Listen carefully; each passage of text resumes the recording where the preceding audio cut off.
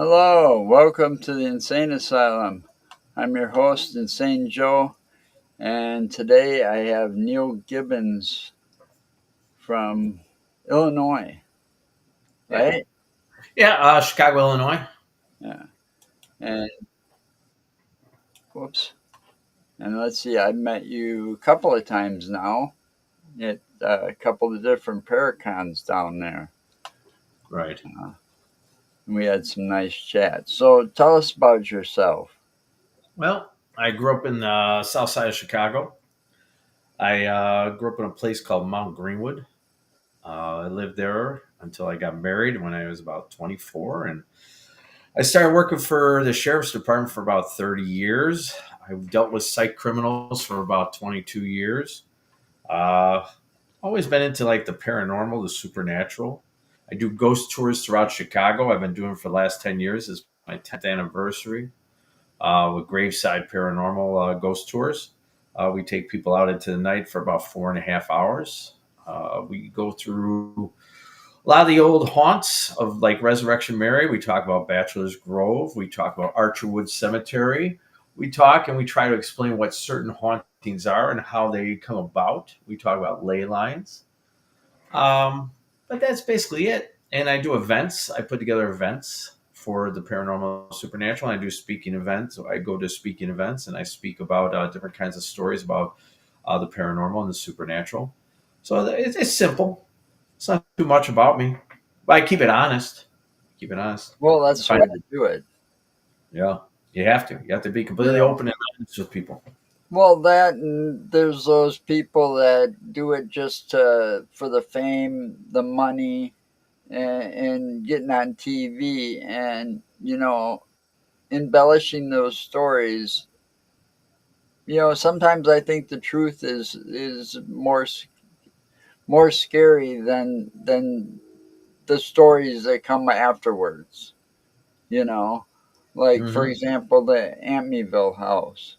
You Right. know, the DeFeo family got killed, murdered in that house. I think that whole, going to create some bad mojo there. But the stuff that happened afterwards, I'm not sure if I buy it. Because that was all a publicity stunt for the books, the movies. You know, and the families that lived there afterwards haven't seen anything. You know. Well, the one thing though is if they did, they probably wouldn't say anything. Like I did what was the name of the Laura Dididio? She was the reporter for Amityville, and I did a podcast with her, and we actually had it in two parts. Yeah. And she was a reporter there with originally Ed and Lorraine Warren when they did it that first day. You know, they were only there for one day, and she goes into detail about some things that were going on at that house. Now, you're absolutely right. Is throughout time they want to sell a book, they want to sell a movie, they want to sell a TV show and keep it going. And you're absolutely right. Take for instance the Conjuring movies. Okay, as much as I love them, and I truly do, I love movies like that. Yeah. I enjoy them, Me too. but I know that there is some kind of bull to it. Of course, you got to sell it. It's entertainment, dude. But if anybody, especially the last Conjuring movie, anybody who's really read the book or knows the history of it, some things do not line up, and that's the part where Hollywood comes in. Oh And yeah. Hollywood's got to do their job, and I get it.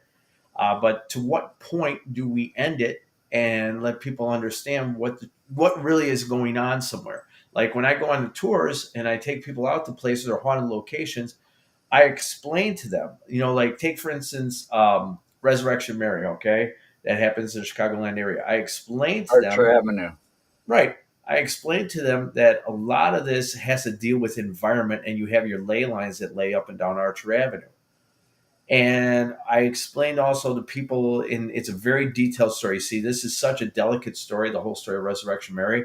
I explain at the end that this is a TOPA effect. This is because of the supernatural ley lines that lay underneath the earth. And I think I talk about it as like it's a faucet. When the environment changes, that faucet is turned on a little bit and that flow of water is coming out, just that little dribble, which is supernatural activity. On the days that are just right, the environment's just right, maybe the people are just right. That faucet could be turned on all the way, and then now all of a sudden you're getting all that supernatural activity that's coming out through that's Archer Avenue. And I believe that the more people talk about things, the sightings of Resurrection Mary, the more we bring it to life, which is a Topa effect. Yeah, I get that. Yeah. And I kind of thought that too. I mean, I love the stories. Hmm. The one about the cab driver picking her up and then following her into chats, and oh no, you just saw Resurrection Mary. Sit down, we'll buy you a drink. Hmm. You Yep. know. Yep. That happened in 1977. And then you go across to the cemetery there. It's okay during the day. But at night, when I was out there at night in that area, we saw things that just from the road, like the lights in the big mausoleum thing go on and turn off, and you don't see any cars in the parking lot. Yeah, what though is that all right?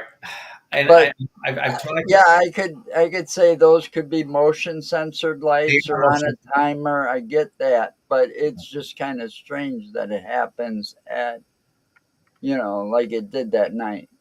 Well, I know that it's motion censored because I've walked through there, which is a beautiful. By the way, it's one of the most beautiful mausoleums you'd ever see. It's actually part of the Guinness Book of World Records. It is on the Guinness Book of World Records, largest glass thing of a mausoleum. It's over 2,000 feet, Wow. or yeah. And there are motion sensors. So we got to remember is that a lot of that area is a lot of grass. It's all wooded area. There could be mice running around. Oh yeah, field mice. And they could be hitting those motion sensors, which it could be causing that. I mean, would I like to think in the back of my head that hey, it's got to be something paranormal, supernatural? Of course, but I think that because of the motion sensors on that place, it probably is some kind of animals that are coming in Well, there. yeah, I kind of gathered that too, but it was just you're looking there just as it's happening. Yeah, It's yeah. you know, I mean, I don't. The other thing, you ever hear of the hodag? Hodag. What's a hodag? Look it up once. It's Rylander, Rylander, Wisconsin. Okay, I will. They're famous for the hodag. Now, it was a made-up creature back in, I can't remember the exact dates, but it was back in the 1930s or 50s. They were trying to get more tourists dollars there in Rylander. So this group of people made up this creature, real ugly looking thing. A little mix of this and a little mix of that, and you know, they even got a statue of it in the center of town, right? But they made up this thing and people got talking about it, and I saw it, and it became real over time. Sure.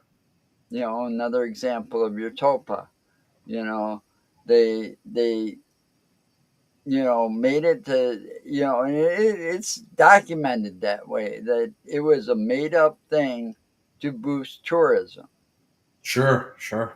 I mean, that's the story behind this, but over time people say they've seen it, and it's a real ugly looking thing. It's got horns, and it's like the body of a lizard, but you know it's hard to describe.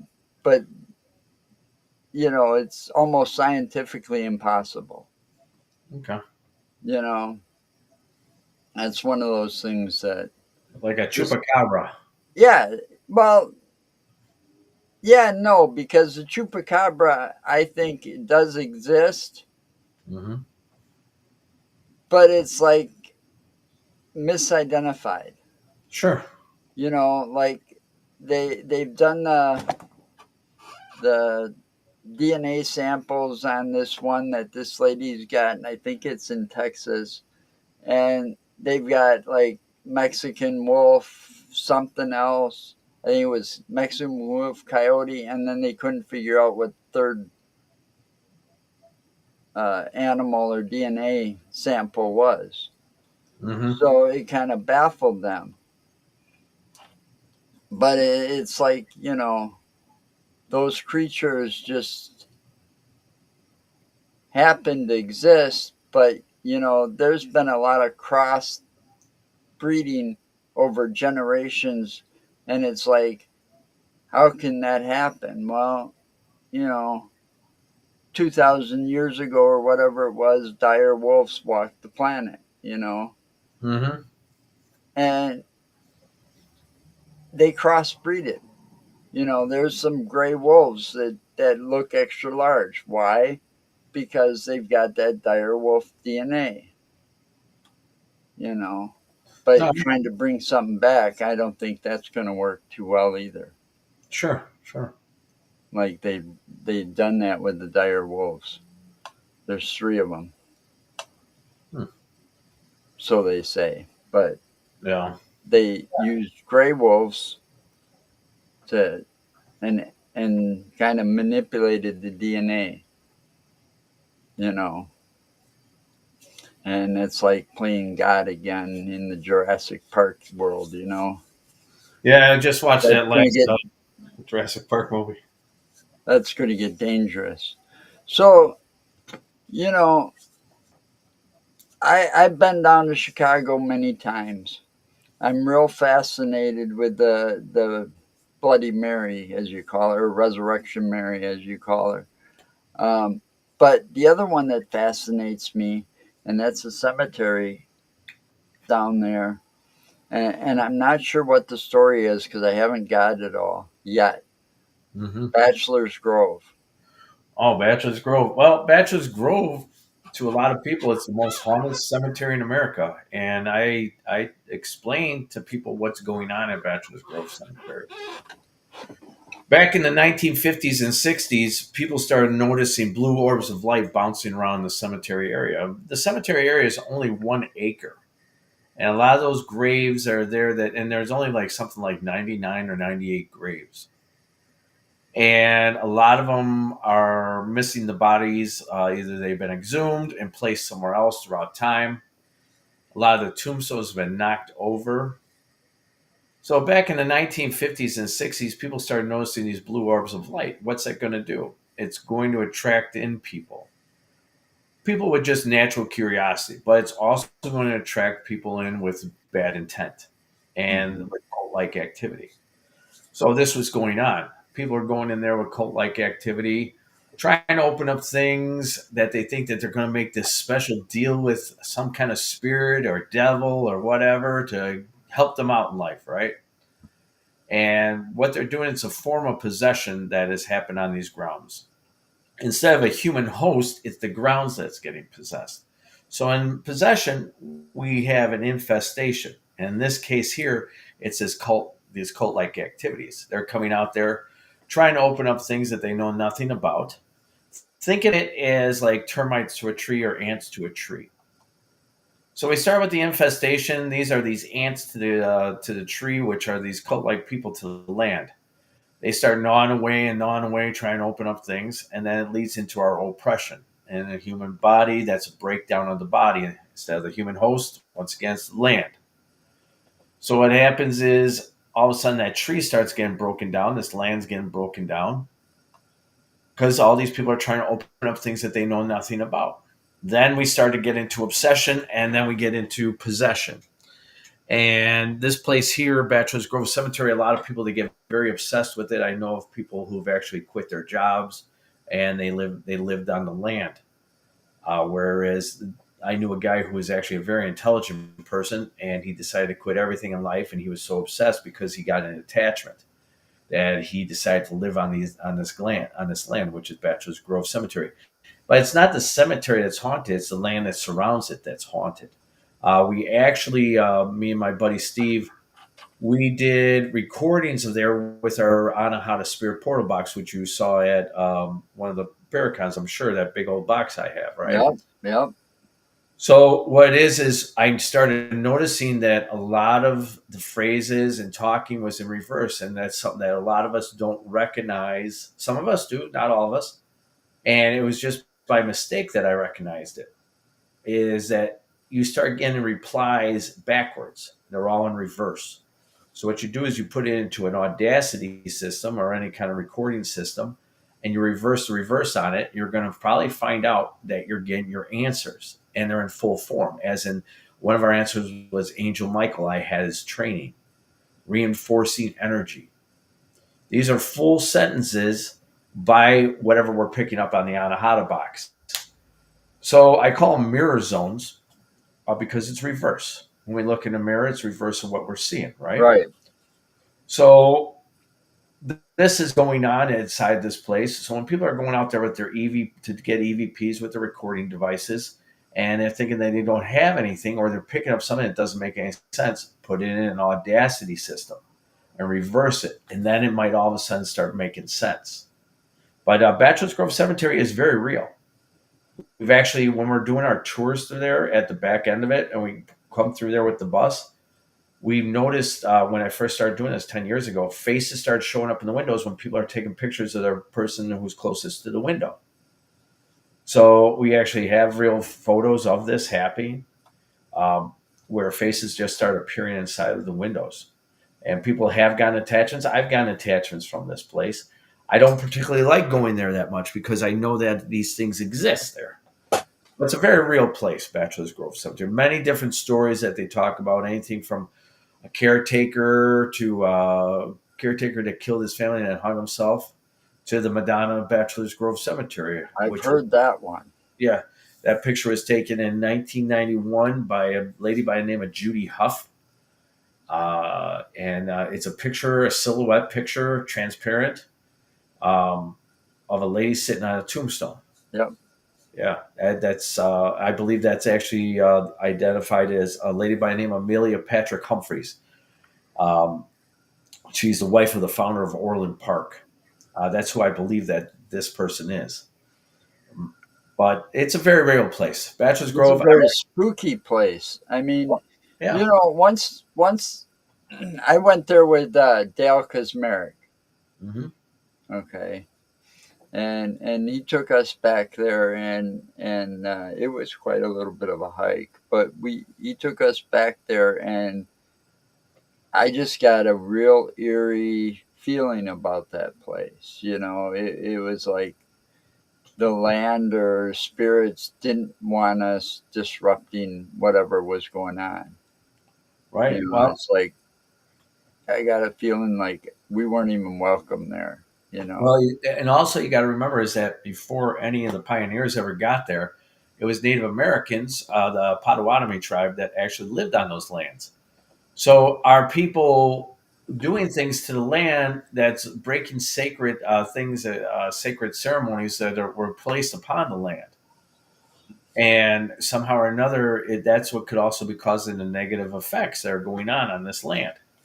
You know, people go in there. A lot of people go in there just to go for a walk because they have common interest and interest in wanting to see what it looks like. But then you get your really crazy people, like I said, who go out there and they think that they're going to make some deal with something. They're going to get something out of it. Yeah, And or they're going to do their little satanic whatever and destroy some of the. I've seen some of the destruction oh yeah, that people do, and they start fires on the tombstones. yeah, You can actually see some of that, and yeah, moving the tombstones around, and it's like some of these are out of place because and it's like, geez, you'd think some kids would get a better idea and go someplace else, but because it's so secluded, they go back there to do whatever. yeah. It's not like it's well supervised there. So a lot of people, and the thing is that people get assaulted back there. It's a very not just spirits and stuff. People get assaulted by people because people live in those woods. A lot of homeless people live in those woods. Yeah, yeah, I could see that. I mean, that'll happen just about anywhere. I mean, I grew up in Madison, big Yeah, town. college town, and there's just a small little batch of woods on the north side by Warner Park, and I walked through there one day, and there was actually like a man-made tent, and the homeless guy was there sleeping in it. And man, that can get scary, especially if you can't defend yourself too well. Yeah, a lot of women, and I tell women on the tour because they all get this thing that they can go there at night, and I tell them don't do it. I go, it's not the ghosts that are going to get you, man. It's real people. They're Yeah, waiting for women, especially women, so they can assault them inside these woods. Say you so. know, You got two things to worry about. yeah, I never realized how much that the homeless people are really homeless, until I was driving around in Chicago and we saw like tents by an off ramp, kind of, Yeah. and people were living in these tents, Oh yeah. you know, and it's like, my God, I would never want to go out in some of these places at night, No, no, no, no, no. you know. I lived in the city for years. I I do not like going in the downtown part of Chicago unless it's early in the morning. Yeah, I mean, I, I, I, I knew how bad Chicago was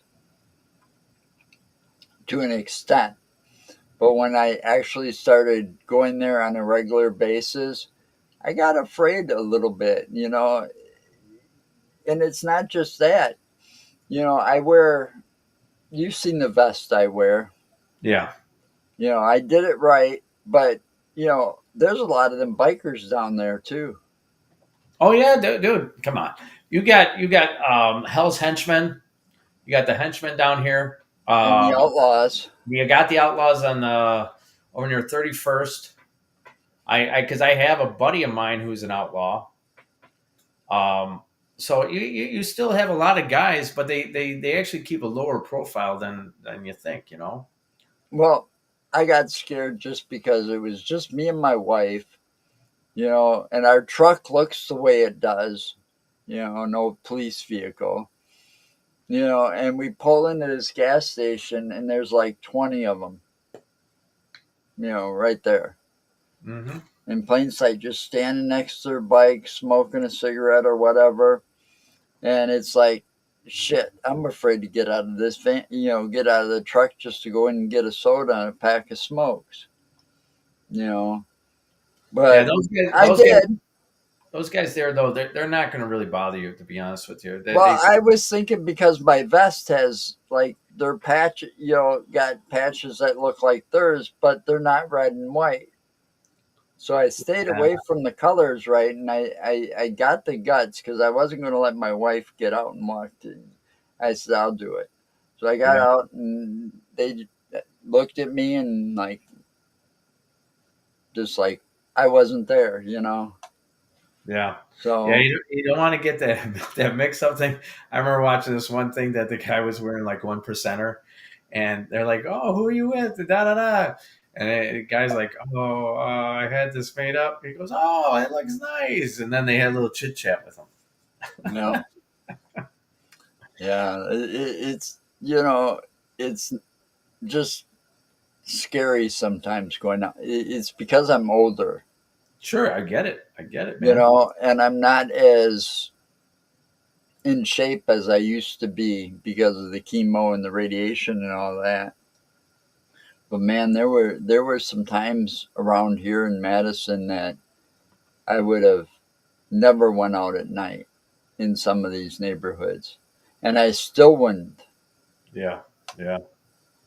because things have gotten so bad. But on another note, what do you think about the Mothman? Ah, the Mothman that they talk about is seen in Chicagoland, right? Right. I'm gonna be honest with you. I think it's all bull crap. I really do. It's actually been known with that picture. My buddy San Morato, and Jack Chavez. They Mm-hmm. actually proved that it was a kite. Yeah.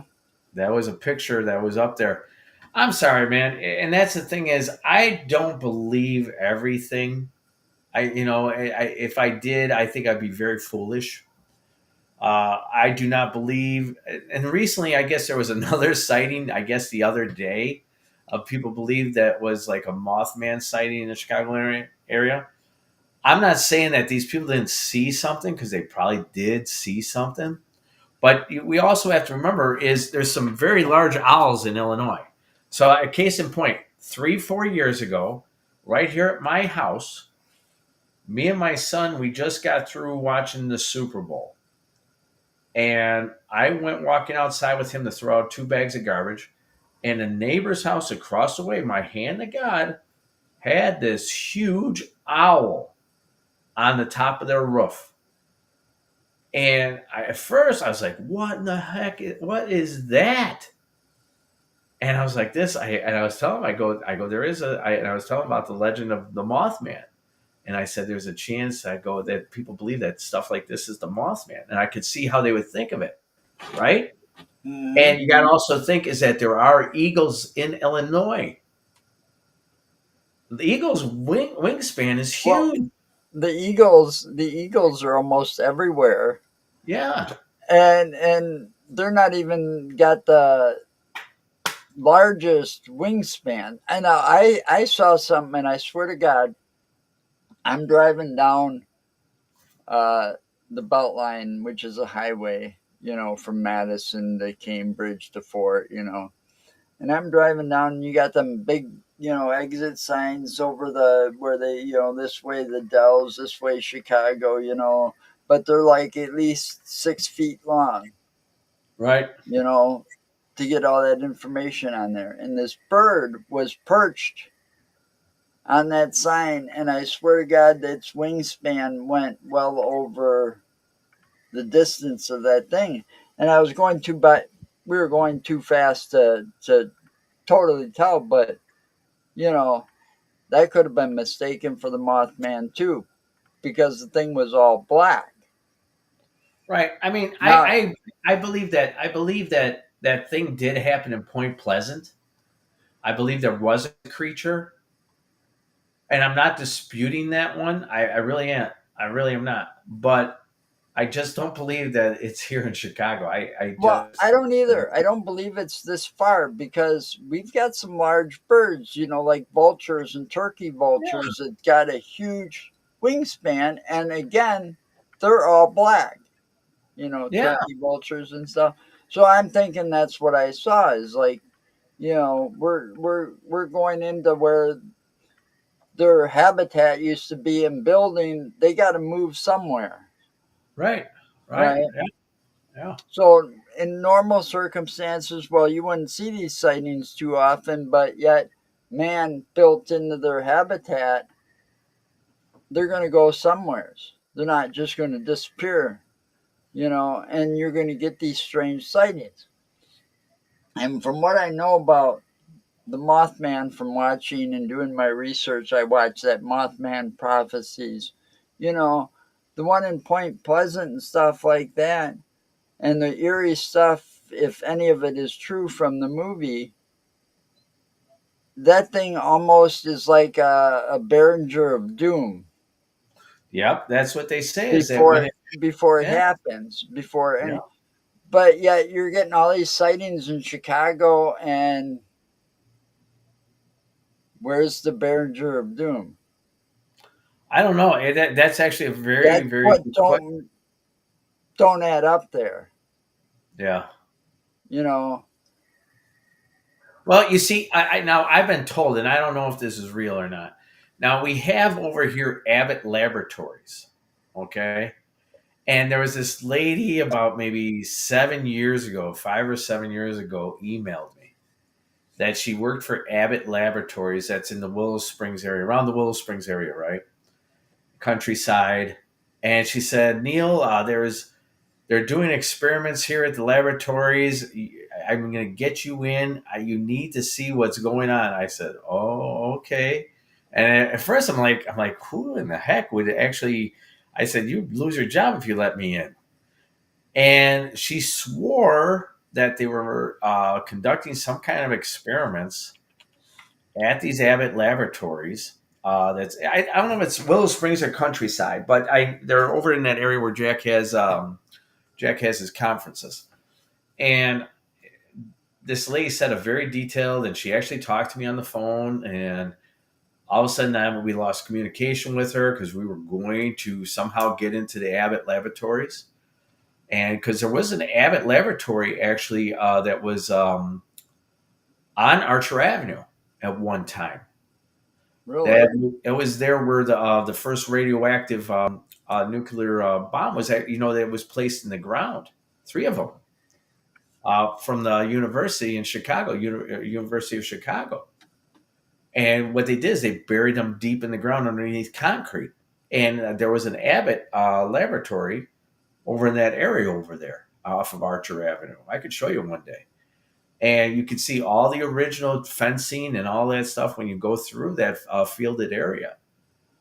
Oh, And there's actually a lot of sightings of paranormal stuff in those woods. It's not just a lot of these stories, and I know people center on like Resurrection Mary and the Monk's Castle and stuff like that. But I think there's actually more going on inside those woods that are very undocumented. yeah. I haven't been there that much, but boy, I'm finding Chicago more and more interesting Oh over yeah. time. So there you have there that's called Archer Woods Cemetery. That's off of 83rd and Keene. That's off of Archer Avenue, right? And it's known for a simple story of the Wailing Lady of Archer Woods Cemetery. Um, we went to. I see your quotes over here. Hello, should outside more and Kimmy Corpse. Hi, y'all. Um, so, so what happens is we notice that there's a lot of shadow people inside Archer Woods Cemetery. We Really? have a whole bunch of documented. I was on CNBC News. We were the first ones to show this going on at Archer Woods Cemetery of all these shadow people. I actually have pictures of them running side by side inside this place. These, for Oh, whatever reason, there is a ton of shadow people inside this cemetery called Archer Woods Cemetery. oh. You know, some people don't believe, you know, cemeteries can be haunted. But you figure all those people that are there laying, I mean, we've got one of the oldest cemeteries in Madison. Hmm. And, you've got people buried there from every war. Sure. Okay. And they say it's one of the most haunted cemeteries, in Wisconsin. Okay. And it's been on one of those, what was that show? Oh, most haunted places, and they do like volume one, volume two, Hmm. and they talk about Forest Hill Cemetery on Speedway Road in Madison, and people, and I experienced this, and I had no idea what it was, that it was a phenomenon going on there, because I experienced this when I was a kid. My grandmother and family owned houses right across the street from the cemetery. So I spent a lot of time playing in this cemetery. But they claim that they walked through the cemetery and their batteries would just suddenly die on like a Walkman or their phone or whatever. People jogging, because they'd rather jog on the trails that go from one end to the other end, because it's safer than being right next to Speedway Road. But there's a lot of documented cases there, and there's documents of the shadow people in that. Now, I didn't see anything when we were there doing the investigation, but we did have batteries die. that were fresh. I mean, we took them out of the packages and put them in, like for the flashlights and stuff. Wiped out a couple of battery, a couple of fresh things with the batteries. Man, that place is really strong when it comes to taking out equipment. Yeah. So one of your people are asking, what's your view with investigating cemeteries? Though a lot of countries in Europe don't do it at all for respect and leaving them in peace. Just wondering what, I should go outside. My view is all right. There's a lot of lost souls that are out there. Okay, there is a belief, the umbilical cord theory, the ethereal umbilical cord. Okay, when traumatic and dramatic things happen to people, they get a car crash. Right, They don't know that they're dead, but then they always have the last memory of where they were at and this and that, and they may not be buried in the proper laying place, and they become like lost souls. Do I believe that every cemetery is haunted? And originally, I did not believe this. I said, just like you probably said, it's a place of peace, right? I get right. that. But then we went out to some of these places and we used our Anahata Spirit portal box and we used recordings because we were doing trial basis on things. Like I'm thinking the same thing. Why would there be like, take for instance, churches? Why would a church be haunted, right? Hmm. Then all of a sudden we start doing some things and we start catching these voices. Could these be some of these lost souls that may not have been properly buried correctly? I don't know, but we are getting evidence that spirits or voices or some kind of anomaly is going on. An anomaly is something that's going on that shouldn't be going on. So I Right, can't really define exactly, oh, it's a ghost. But there is an anomaly that is going on in some cemeteries, not all, that you will capture these voices, or you'll start getting these voices that make sense on some of your spirit boxes. Like I told you about mirror zones, you start getting it where all these phrases are in reverse, and then you put in your Audacity system, see, and then you, that's something I never thought of, and I got a few recordings I'm going to do that with. yeah, it was totally.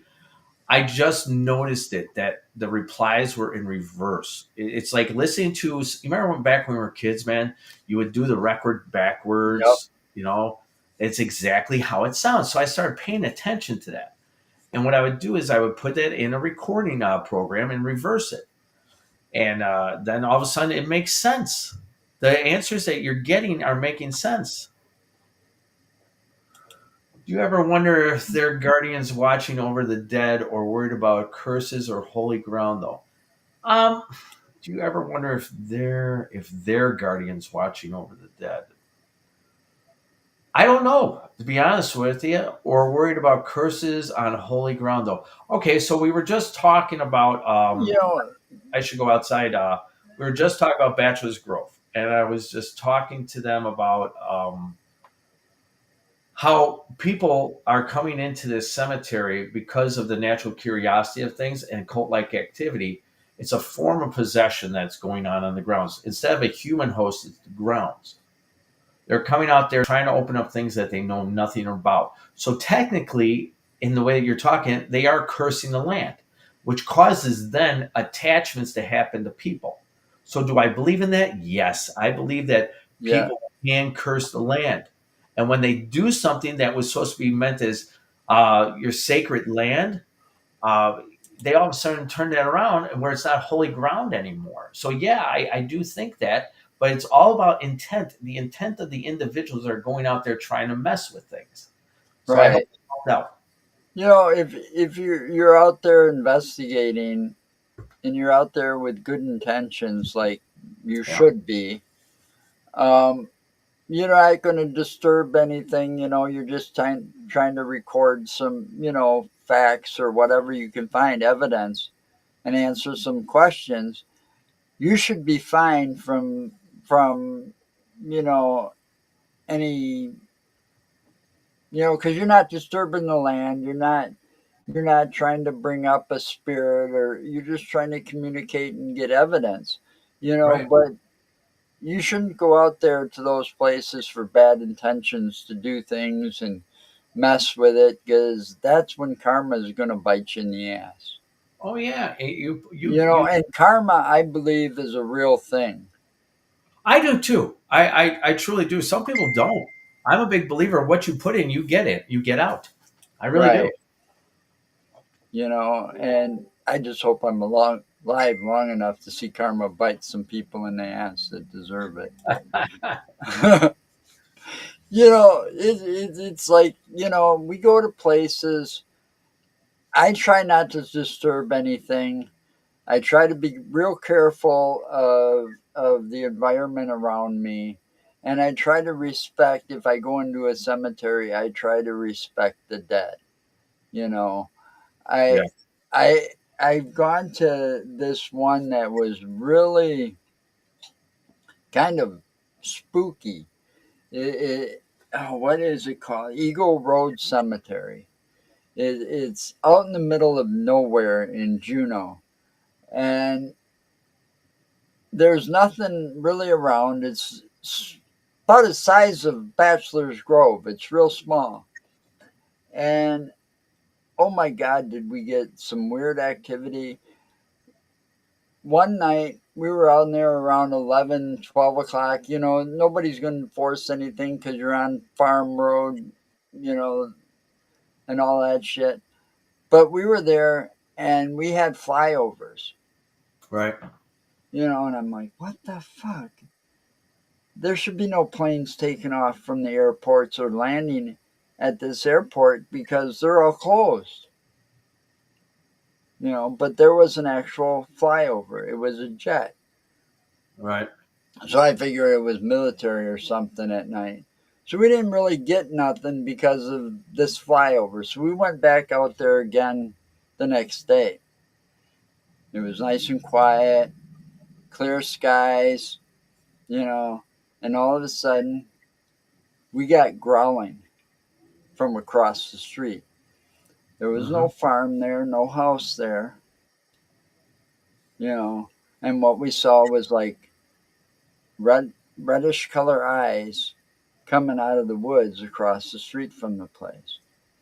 It was like hellhounds. Oh, you just so you know, Bachelor's Grove is also known for a hellhound. And And what's odd is this year I was doing the tour, and it gets darker earlier when it becomes fall. And this mother with her daughter were leaving, and I think a dad was with them too. And they came up to our group and they said, "Hey, be careful of that big dog back there. It follows you as you start to exit." I said, "That's weird." I go, because that's part of the legendary story about this super bred wolf, hybrid wolf, that's supposed to follow people as they're exiting out while they're on the trail leaving our Bachelor's Grove Cemetery. So that's actually odd that you also are getting that there as well as here at Bachelor's well, Grove. yeah, it's just we heard it and we took out thermals. I have a thermal camera. It's not a very expensive one, but it's got the little bitty screen. Nothing. Couldn't pick up nothing from them woods. You know, but the growling, you could hear it as plain as day. We heard it, and but yet it didn't get on some of the recording devices. Right. Only the little, but the cameras didn't pick it up. But the little, little voice recorder picked it up as clear as day, and it's like, wow, this is weird. Hmm. You know, I mean, there's those things that you just can't explain. That happen, and I'm trying to figure out and explain some of these things. What? Right. No, and you're absolutely right. I was gonna say should go is that it's part of Egyptian community mummification. The afterlife is these hellhounds. I've actually come across something. We came up with a thing called the Osiris box. And speaking of Egypt and this and that, and we used it because it was part of the land of the dead in Egypt. And when we got through building this thing, it started saying, "Hi, my name's Osiris," and we're like, "It's not like we have something in it." It's just odd that you say that about the Anubis and the underworld and this and that. It just brought it to my mind about another spirit box that we had called the Osiris box, and it's just odd. I just thought I had comment on that. And your hellhounds, Yeah, there's all kinds of stories. I mean, I grew up here in Wisconsin all my life, yeah, you know, and I had no idea how strange it was. yeah. I really believe that. Like you think that Chicago's strange. I think actually Wisconsin's strange. You So we know, went out. Me and Larry, we went out to a place called in Jericho, Wisconsin, called the Trinity. Have you ever heard of it? no, Okay, so you guys have a thing in Wisconsin that's in Jericho, Wisconsin, and me and Larry and Brittany and I was with a couple other people. We went out there to record and film at a place called Trinity. This place is very real. When me and Larry first went there with this other girl, I started picking up that there were children that were beaten down in the basement. And I said, Larry, I really have a feeling that children. What it is, it's an old convent, it's an old school, and it's an old church. And this place, the activity that you get, the intelligent answers to your questions. So we did Estes method down there, and Larry's got on these headphones, and sound deafening headphones. He's got sensory deprivation going on, the mask, da da da. All of a sudden I started asking a question, were there children down here? And all of a sudden you get answers. Yes, we were beat. And then we held a conversation with an old nun who died of cancer. That place there, I recommend people, if you're looking for that next level in paranormal investigation, research, do it. Larry's going to have out the film sometime next year. It's going to be called Trinity. And the amount of activity that happens in Wisconsin when those northern lights hit last year, when these northern lights hit, that's when you get the best of your activity where you're starting oh, to they just communicate. had, they just were, just like yesterday, the day before, I saw all kinds of pictures flooding Facebook from with different areas, Yeah, taking pictures of the northern lights. yeah, It's amazing how you can see them from different places in Wisconsin. yeah, yeah. And it is the same thing in most cases. Bigfoot Well, and Sasquatch. so I'm not a Bigfoot guy. Not that I don't like Bigfoot, but I think the name Sasquatch goes back to a Native American name, and Bigfoot came to as an American name. So I don't think there's a difference between Sasquatch and Bigfoot. There is two different names that supposedly identify this certain creature. So Right, Sasquatch is just a Native American name, right. and Bigfoot Which is an most of them American are. name. Okay, so I don't think there's any difference in that whatsoever. Or should go. Um, I don't. And Bigfoot's totally a different world for me. And but I paid attention to it, but I am not a someone who researches Bigfoot. I And I haven't done any either yet. yeah, but I mean, I've had people on my podcast and we've talked about it.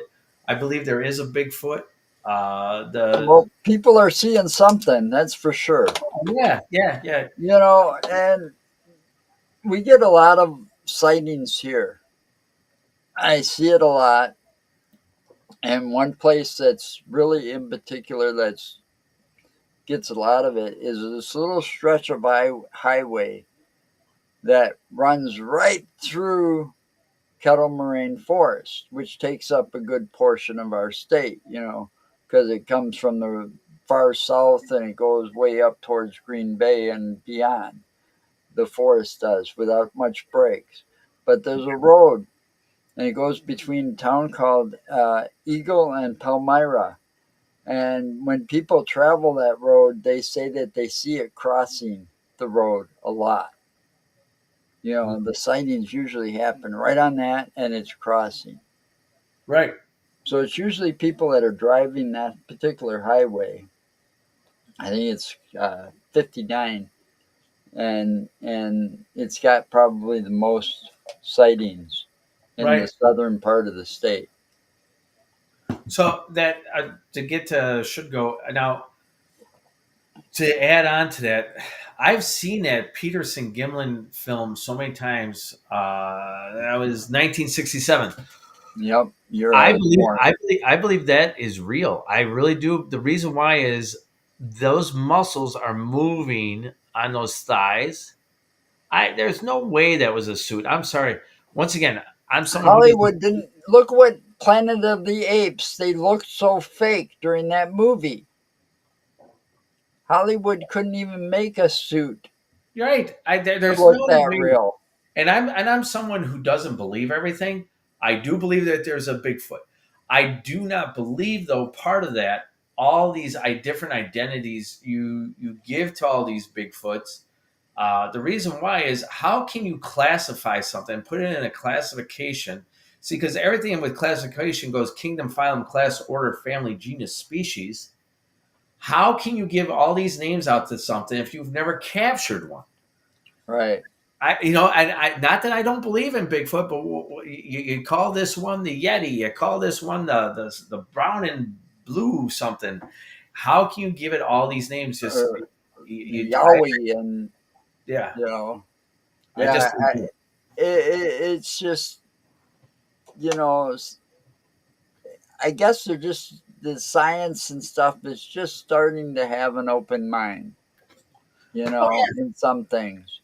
Because UFO sightings are coming out. More and more military are coming out saying, "Yeah, we were flying our jets over such and such, and there was this UFO, and we couldn't identify it." But some people can. Some things can just, if you don't know your area well enough, it's just a yeah, misidentification. But for everybody to describe the same thing, and the way they describe it, I believe it's true. yeah, yeah, And then there's those people that are just out there seeking the fame. yeah. I agree that Or there is a Bigfoot. I just don't believe that there. You give out all these names. There's a lot of people that are bullshit. You know that, and I know that. yeah, But I do believe that there is a Bigfoot. Plain and simple. you There know, is a Sasquatch. Yes. it's like we got one of our famous ones here is the Beast of Bray Road. Yep. Yep. Now I've spent the best part of, well, let's see, 2019, 20, 5, 6 years. This was the only year I didn't make it out there, but we spend every year out there investigating the Beast of Bray Road. Yeah. There's this property, it's like 34 acres. This man owns the property. We got to camp out there one night and do an investigation. And what happened, I give credit to this because it goes to Barnaby Jones. He credited this property and calls it the Skinwalker Ranch of Wisconsin. Okay. All the activity that happens on that little land is a lot more than the Beast of Bray Road. Okay. So what's going on in that little hunk of area? There's something weird going on there. Oh yeah, man. You know what? And I really think that Wisconsin. The thing is, I love Wisconsin, man. I love Wisconsin, and I love going through there. You guys, you guys got a lot of deep, legendary stories of all these creatures that are going on there. All these old bars that have activity going on.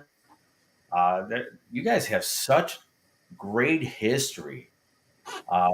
That like the old Baraboo Inn, which I haven't been to, but I eventually want to get there. My buddies have been Yeah, there. yeah. To me, that's more of one of those. I don't want to diss the Baraboo Inn, but I think it's like they're in it for the money Oh, I'm sure a lot of people are there. Like take for instance, because the people yeah. that own that Baraboo Inn, it's all about the money, embellishing the story, and part of me wants to go there and check it out myself, and the other part says, "Well, you're going to fall into their trap," you know. Probably. You know what? Here's the thing: is one thing I've noticed from doing the tours for so long is because I'm a storyteller, right? Yeah, Everything starts out with a true story, some kind of origin story, right? So we have a place that's in Thornton, Illinois, that used to be a place where they used to have like Al Capone go out there and the distribution of illegal stuff, right? And there is an activity that's going on there, but what they do is they build it up bigger than what it is. But yeah. when you really break down everything, you get through everything, there is some truth to almost everything. There might be something true to Old Baraboo Inn. Take, for instance, Broadhead Manor. Have you ever been to Broadhead Manor in Wisconsin? No, not yet. All right.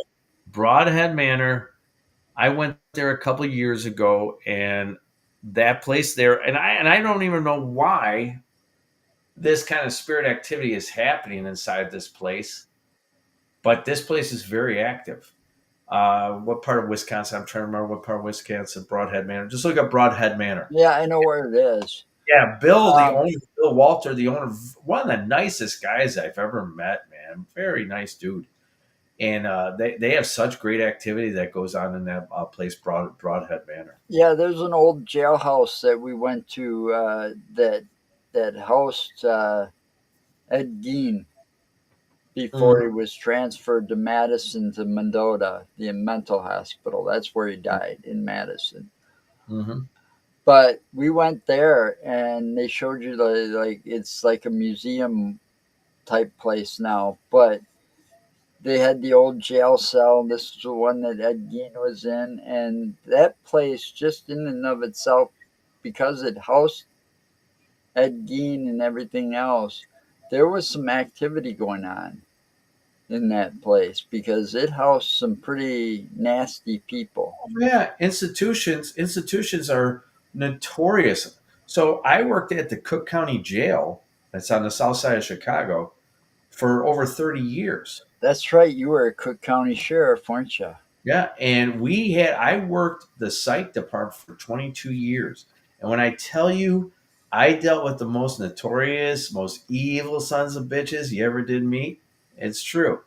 And I worked on the floor that we used to house John Wayne Gacy, Richard Speck, all those guys. Now understand, I wasn't there at the time. I wasn't even there yet, but I know of all the real true stories of what was going on in there. But I knew of all the rooms that where they housed Richard Speck, John Wayne Gacy, because I used to work inside those rooms. Oh, The energy that happens inside institutions and jails and prisons. There's a ton of shadow people that go on inside those places. oh, I believe it. Oh You yeah. know, I went to. I didn't get to investigate it, but I did go there, take pictures of the outside, got a tour of the first floor, but we didn't get to go up to the fifth floor where everything's going on usually. But we Mhm. went to Eloise, and I Oh definitely want to go back. yeah. I Now, haven't been there either, but I'd love to. I got a brick from the bakery, which was the last building they tore down recently. So Hmm. I got an actual brick from the building, right? Hmm. We were bringing it back, and there's a new to us truck, 2019, Ford Explorer, Police Edition, the whole, and air conditioner worked fine, all the way to Michigan. When we left Michigan and the brick from Eloise was in the truck, the air conditioning went out Oh wow. before we even left Michigan. So we had to go through Indiana, Chicago, and back up, all in 90-degree heat, and no air conditioning. There was no winds. It's like, wow. Yeah, yeah, yeah, yeah. So I forgot about the brick being in the back of the truck. My wife goes to work for the next few days and she sees something in the rearview mirror. and she realized that brick was in there, and she's like, "Take that son of a bitch out of the truck now, Yeah, yeah, please." So I took it out, and it sits in the driveway. But she had a little bit, you know. But that was a kind of a cool place. I definitely want to go back. yeah. I hear you. You know, there's also Far School was pretty active Hmm. in where was that? Maxwell, Iowa. We went to Far School after we went to the Buddy Holly crash site, Oh, really? Wow. and we had that school was just really active from the minute, like the second we got there. You Hmm. know, we're just getting there and unpacking and setting up equipment and stuff is already starting to happen. Right. You know, we weren't even prepared to you know, start recording.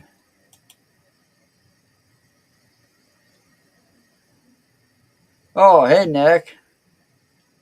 I didn't even know who that was at first. What's going on, Nick? How you been? Hope you're feeling good. Yeah. So, looks like our time's up. Yeah. So, what do you got going on for the Oh, you rest know of what? the year? I'm taking a little break, but I do have Days of the Dead next week in Rosemont. I'll be there at the Crown Plaza with Tribe 3 Productions, Cryptic Convergence. We'll have our area over there. I'm going to be speaking at 4 o'clock. Chris Fleming's going to be out there. He's going to be speaking on Saturday, I think 12 o'clock. So Chris is going to be out there. And a lot of people are going to be out there who are going to be speaking about the paranormal, the supernatural. I recommend people. Flash Gordon's going to be there, dude. Flash Oh Gordon. yeah, Sam. Yeah. So I'm Sam. looking. Oh, I Oh, can't very even cool. remember his last name, but yeah, I know who you're talking about. Yeah. So I'm actually trying to look for an action figure because I collect action figures, so that he can sign it. So I'm going to see if I can find one and see if he'll sign it for me. Because I'm a dork, and so I Well, love I stuff think like that. a lot of us from our generation probably are have that little bit of dork in us. I mean, I collected comic books in the '70s, and Oh yeah, you know, yeah, yeah, yeah. Yeah, my watched all those Saturday morning cartoons with all the Oh good hell yeah, shows. dude! Grab your Captain Crunch or Quisp. Yep, Fill that sucker up. Go through a whole box watching Super Friends. HR Puff and stuff. Oh yeah, dude. Yes, you remember Spectre Man? Oh yeah. Oh yeah. Oh. Hmm. All right. So it's gonna be. That's it. So I Yeah. guess you can find Neil. Where can we find you? So you can go to Graveside, Graveside. It's Graveside, not Gravesite. On Graveside Paranormal on Facebook, gravesideparanormal.com. Come out for one of our tours. We mainly stick around the October months just to do tours because that's the best time to go out is around the month of October. But we do have little events that go on during the summertime. So come on out, gravesideparanormal.com. Come out, check us out. Hope to see everybody there. And as always, boo. Oh, all right. Have a great weekend, people. Stay safe, and remember, anything's possible. Anything.